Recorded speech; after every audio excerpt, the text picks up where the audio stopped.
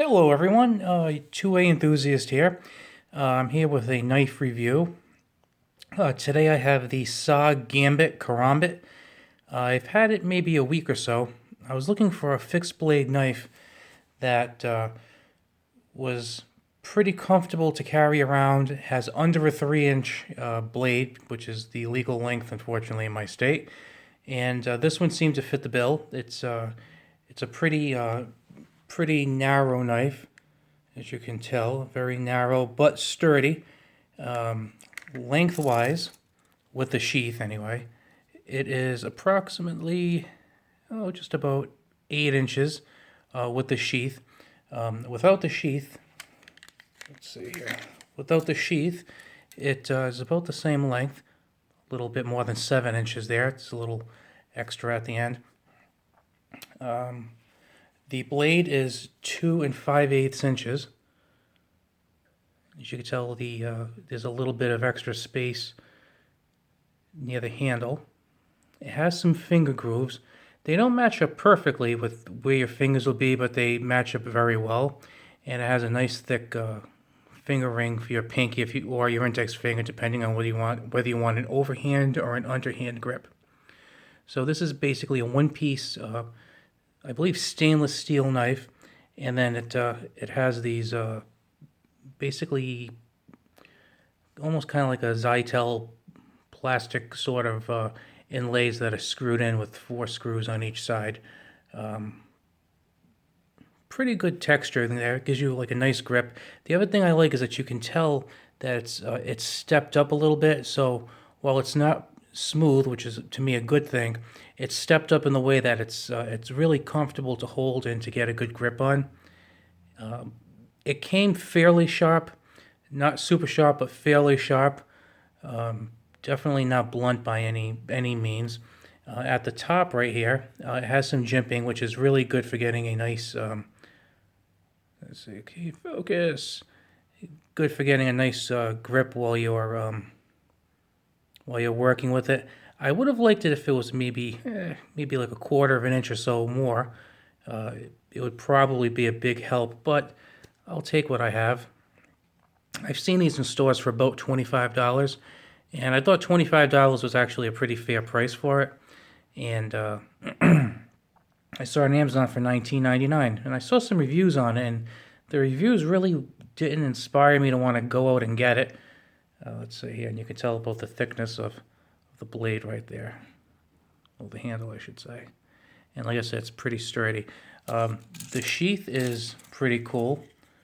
And I'll put that there just so you can see kind of like size-wise the way it is. The sheath is actually, for me, bordering on awesome. It's a nice firm plastic sheath. And as you can tell over here, you can see these circles that are right in here. You can basically put this on at, I think there's about 12 positions. So you can almost think of your typical clock, essentially. And you can unscrew this one screw with kind of like an Allen wrench sort of wrench and put it at all different angles. So you can carry it any way you want. It's also on this side too if you want a left-hand carry. Now I wanted a right-hand carry, so I put it on this side. Let's see here. I put it on this side, and so I could draw with my right hand, and you wear it to the front, just to the right of my belt buckle, and it's nice because it stays pretty close to the body. Nobody can tell it's there, and it has pretty good retention. And like I said, you can, if you think about it, you have 12 positions on each side, so it's like you could basically carry it like 24 different ways, and it takes all of about 30 seconds to just loosen it, spin it, and tighten it down again. Very good. There's also like a lanyard loop over here, as you can see, if you wanted to tie it off to something. And, you could probably also connect it to like a backpack or something if you wanted to. But for me, I really wanted to attach it to my belt. Now, some of you, that might be a problem. I have I would say maybe just kind of like a regular run-of-the-mill belt that you just pick up in a men's department. It's not a super thick or super heavy like a gun belt sort of thing.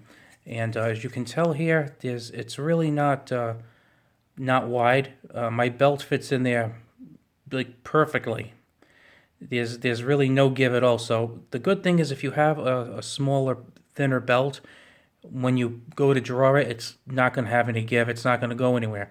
The bad thing is if you have a pistol belt, it won't, like a thicker gun belt, there's no way that's going to fit on there and really close the way it should. Because see how it has I'll show you it right here. It kind of like bends down. So this is not coming off your belt.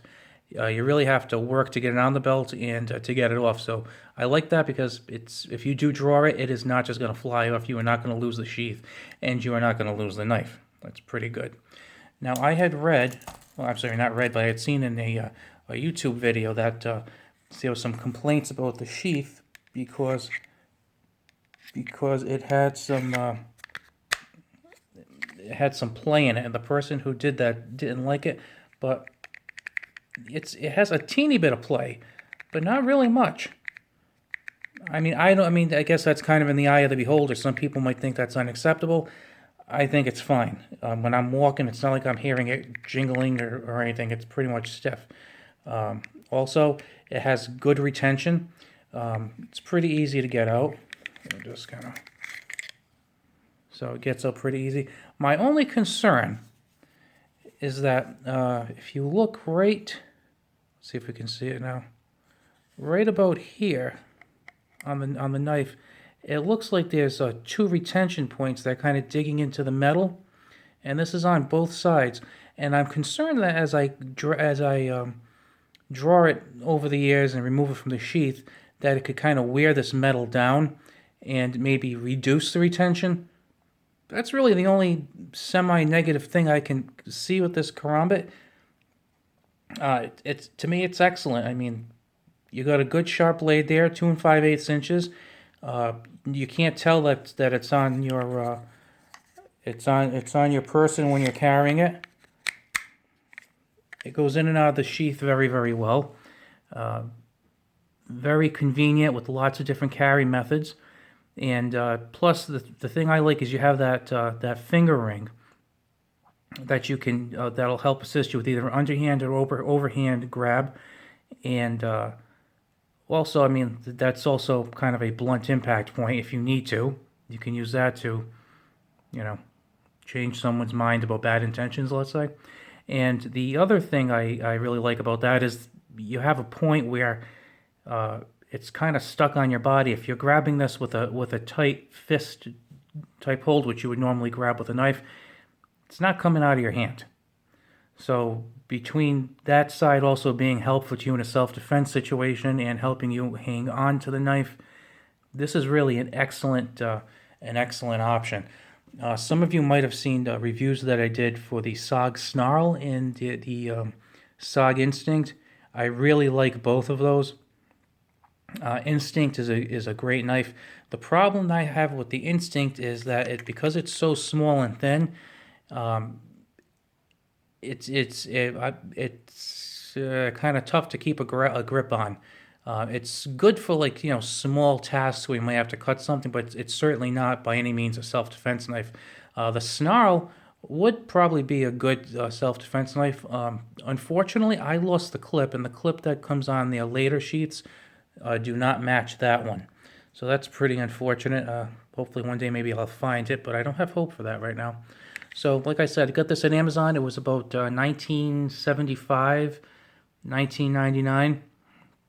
I've been happy with it. I've never seen it. That's actually the cheapest I've seen it for. So if you can get this for about $20, I think you're doing really, really well. And if you do buy it and don't like it, hey, Amazon takes returns.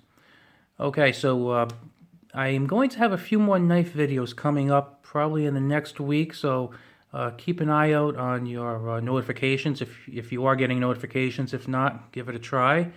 And I will see you later with some more new content. All right, have a good day, guys.